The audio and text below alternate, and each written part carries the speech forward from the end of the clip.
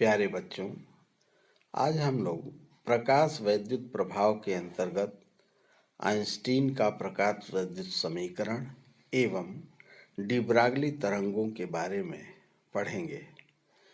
Einstein का प्रकाश वैद्युत समीकरण एवं प्रकाश वैद्युत प्रभाव की व्याख्या।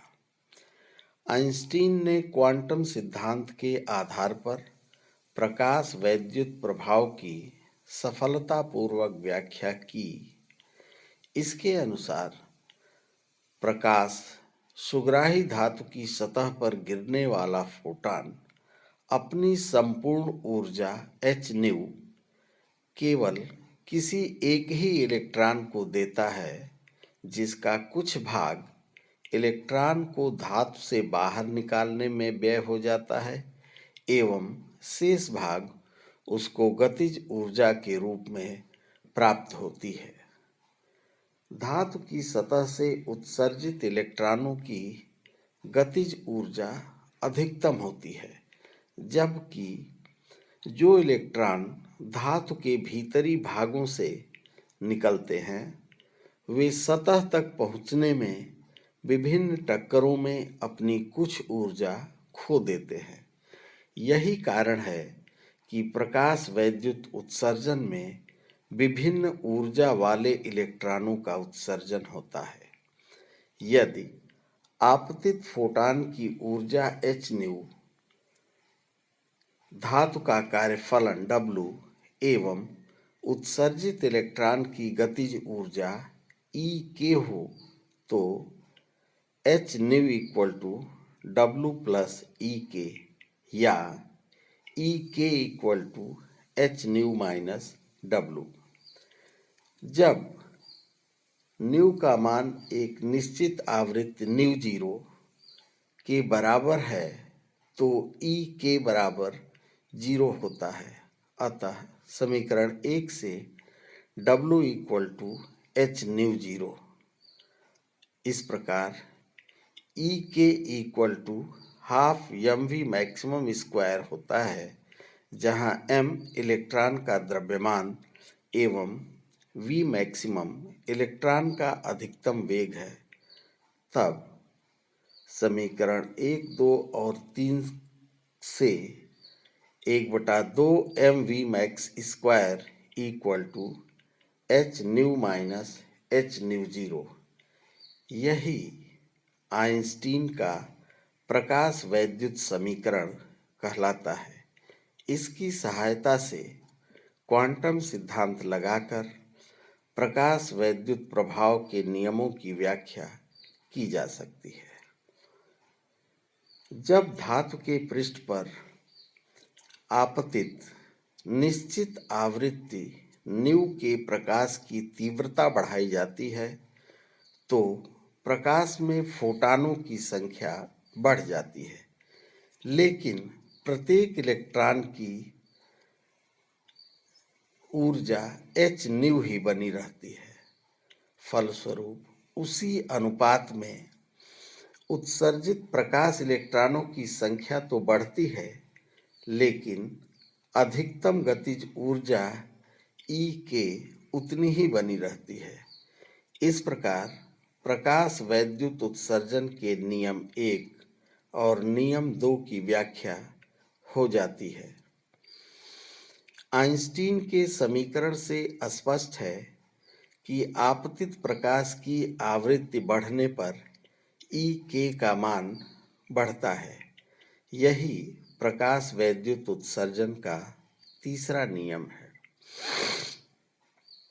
जब आवृत्ति न्यू लेस देन देहली आवृत्ति न्यू जीरो हो तो समीकरण के अनुसार E k का मान ऋणात्मक होगा, जो कि असंभव है। इसका तात्पर्य है कि ऐसे किसी प्रकाश इलेक्ट्रॉन का उत्सर्जन नहीं होगा, चाहे प्रकाश की तीव्रता कितनी भी अधिक क्यों न हो। यही प्रकाश वैद्युत उत्सर्जन का नियम 4 है। किसी प्रकाश सुग्राही धातु की सतह पर जैसे ही उचित आवृत्ति का प्रकाश फोटान आपतित होता है तो धातु का कोई इलेक्ट्रॉन उसे ग्रहण करके तुरंत ही उत्सर्जित हो जाता है। अर्थात प्रकाश के धातु की सतह पर आपतन एवं धातु की सतह से प्रकाश इलेक्ट्रॉन के उत्सर्जन के बीच कोई समय पश्चता नहीं होती है। यही प्रकाश वैद्युत उत्सर्जन का नियम 5 है। इस प्रकार आइंस्टीन ने अपने समीकरण की सहायता से क्वांटम सिद्धांत का उपयोग करके 1905 में प्रकाश वैद्युत प्रभाव की सफलतापूर्वक व्याख्या की थी, जिसके लिए उन्हें 1921 में नोबेल पुरस्कार से सम्मानित किया गया था। प्रकाश की कण प्रकृति एवं फोटान का संवेग। किसी भी स्रोत से प्रकाश विकिरण फोटानों के रूप में उत्सर्जित होता है। हेनरी कॉम्पटन के अनुसार फोटान कण के रूप में पैदा होता है, उसी तरह रहता है तथा नष्ट होते समय भी अपनी कण की प्रकृति को बनाए रखता है। आइंस्टीन के अनुसार फोटान कण के रूप में उत्सर्जित होकर मुक्त आकाश में प्रकाश के वेग से संचरित होता है। इसका अस्तित्व केवल गति की अवस्था में ही होता है तथा यह द्रव्य से अंतःक्रिया करने के बाद ही समाप्त होता है।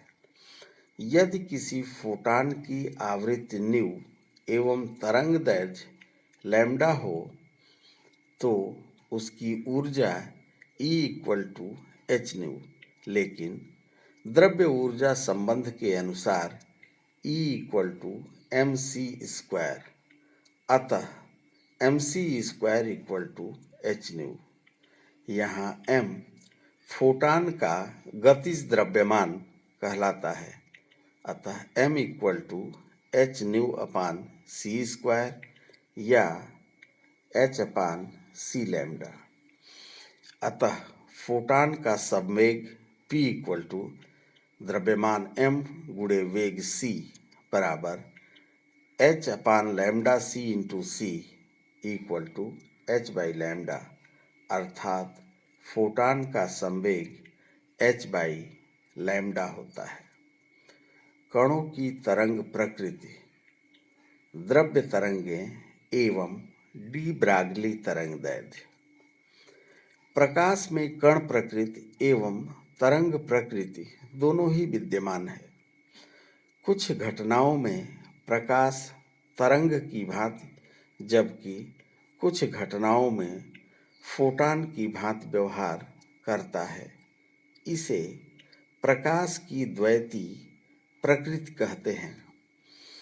डी ब्रागली के अनुसार गतिशील कण सदैव एक तरंग से संबद्ध होते हैं, अर्थात फोटान में भी तरंग के गुण विद्यमान होते हैं। उनके अनुसार द्वैती प्रकृति न केवल प्रकाश में होती है बल्कि समस्त द्रव्य कणों में भी होती है।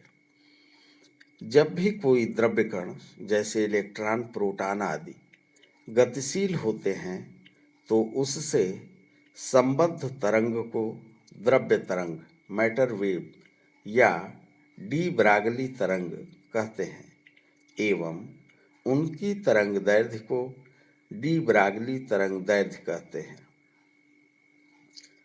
क्वांटम सिद्धांत के अनुसार न्यू आवृत्ति की तरंग से संबद्ध फोटान की ऊर्जा E = h न्यू होती है, जहाँ h प्लांक नियतांक है।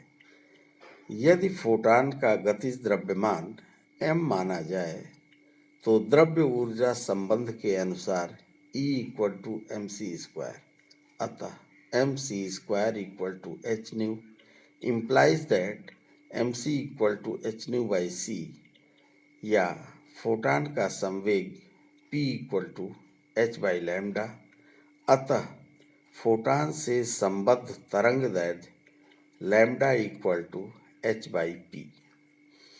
प्रकाश की समरूपता के अनुसार गतिमान द्रव्य कण से संबद्ध डी ब्रागली तरंगदैर्ध्य भी लैम्डा इक्वल टू h/p होगी।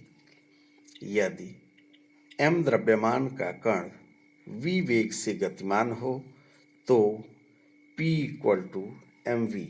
अतः इससे संबद्ध डी ब्रागली तरंगदैर्ध्य लैम्डा इक्वल टू h/mv होगी। अतः स्पष्ट है कि तरंगदैर्ध्य लैम्डा प्रोपोर्शनल टू 1/m अर्थात भारी कणों के लिए तरंगदैर्ध्य काफ़ी छोटी होती है एवं लैम्डा प्रोपोर्शनल टू 1/v अर्थात तीव्रगामी कणों के लिए भी संबद्ध तरंगदैर्ध्य छोटी होती है। इलेक्ट्रॉन से बद्ध डी ब्रागली तरंगदैर्ध्य। यदि इलेक्ट्रॉन का द्रव्यमान m, वेग v एवं गतिज ऊर्जा k हो तो k equal to half mv² या v इक्वल टू √2k/m। तब डी ब्रागली तरंगदैर्ध्य लैम्डा इक्वल टू h/mv या h/m√2k/m या लैम्डा इक्वल टू h/√2mk। यदि इलेक्ट्रॉन को यह ऊर्जा v वोल्ट के विभवांतर से त्वरित होने पर प्राप्त हुई हो तो उसकी गतिज ऊर्जा k इक्वल टू E/v होगी। तब लैम्डा इक्वल टू h/2mev।